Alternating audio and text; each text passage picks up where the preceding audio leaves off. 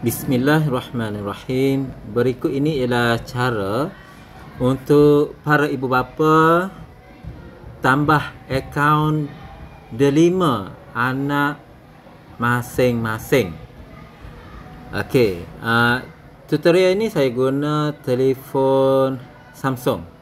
Namun kaedah yang sama, cuma mungkin ada sedikit kelainan bagi jenama-jenama yang lain. Langkah pertama ialah kita ke setting, klik di setting, kemudian dalam ni kita pilih account and backup. Klik di account and backup. Atas sekali kita manage account, klik di manage account. Okey, di manage account ni kita add account. Okey, sini kita nak buat yang mana satu? Banyak ni. Okey, kita ambil Google. Klik Google.